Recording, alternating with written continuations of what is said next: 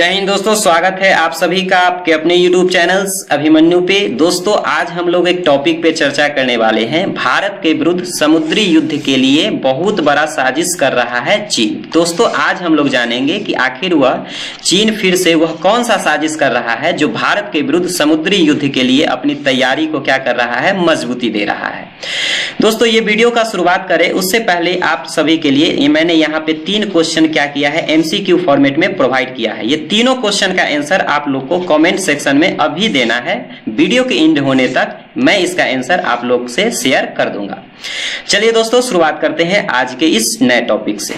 अब पहला सवाल ये बनता है कि आखिर जो ये न्यूज है कि कैसे इसका प्रमाण क्या है कि चीन जो है अपना जासूसी जो है भारत का जब भी कोई परीक्षण होने वाला होता है मिसाइल का, तो चीन अपना जासूसी क्या किसके ऊपर, भारत के ऊपर करने लगता है। इसका प्रमाण आप ये देखेंगे कि भारत जब जब कोई मिसाइल का परीक्षण करने वाला होता है तो चीन का कोई भी जासूसी जहाज श्रीलंका के निकट आ धमकता है। अगर इसका एग्जाम्पल देखें तो पिछले महीने मैंने एक वीडियो किया था कि जिसमें बताया था कि भारत जब अग्नि 5 का क्या करने वाला था, मिसाइल का परीक्षण करने वाला था, तो उस समय भी चाइना का एक जासूसी जहाज श्रीलंका आ धमका था।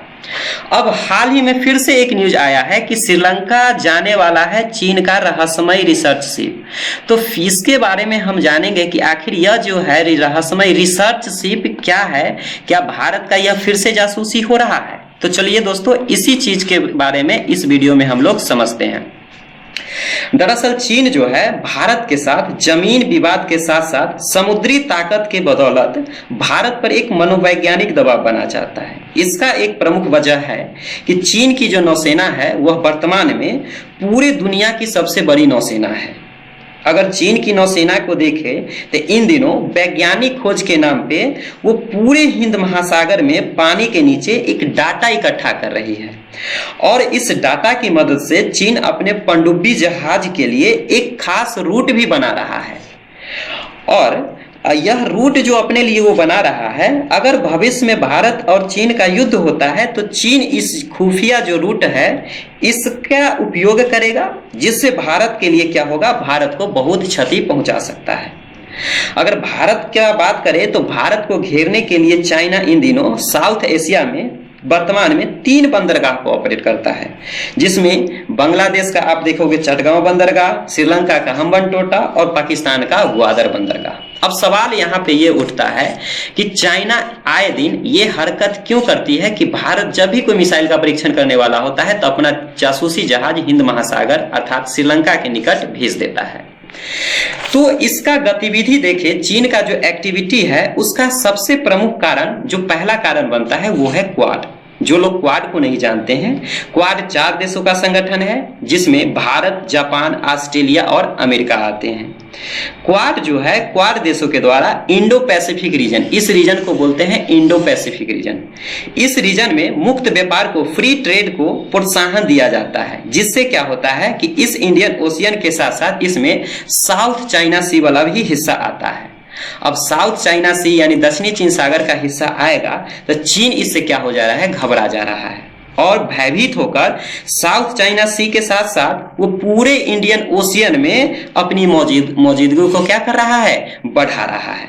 अब सबसे बड़ा सवाल ये आता है कि चीनी रिसर्च शिप को आखिर ये ऑपरेट कौन कर रहा है, कौन इसका नियंत्रण कर रहा है। क्योंकि आप सभी को मालूम होना चाहिए कि किसी भी रिसर्च को करने का जो काम होता है वो तो वैज्ञानिकों का होता है। आखिर चीन का जो रिसर्च शिप है उसको कौन ऑपरेट करता है।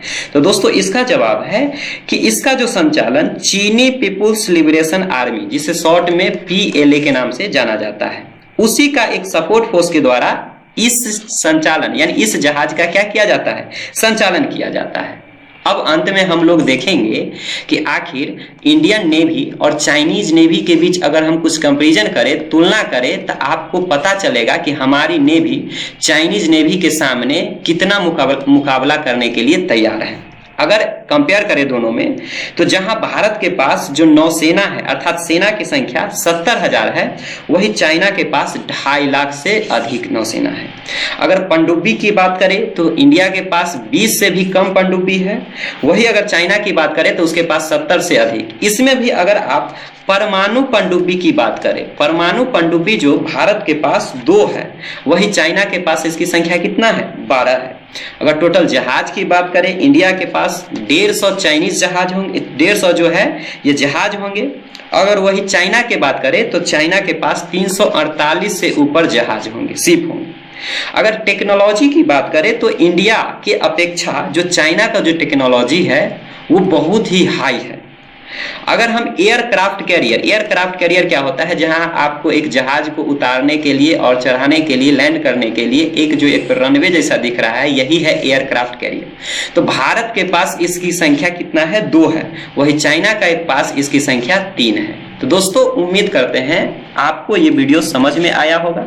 वीडियो पसंद आया होगा तो इसे लाइक और सब्सक्राइब जरूर करेंगे। अब सबसे शुरू में मैंने 3 क्वेश्चन दिया था, 3 MCQ, तीनों का आंसर हम लोग यहाँ पे एक एक करके देखते हैं।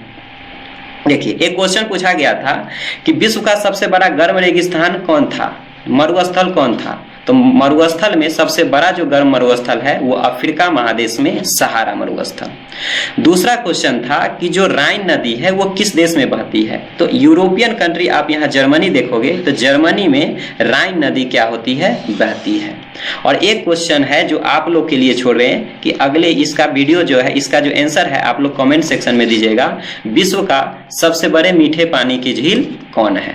तो दोस्तों उम्मीद करते हैं आपको वीडियो पसंद आया होगा तो लाइक और सब्सक्राइब जरूर करें। मिलते हैं नेक्स्ट वीडियो में, तब तक के लिए जय हिंद, जय भारत।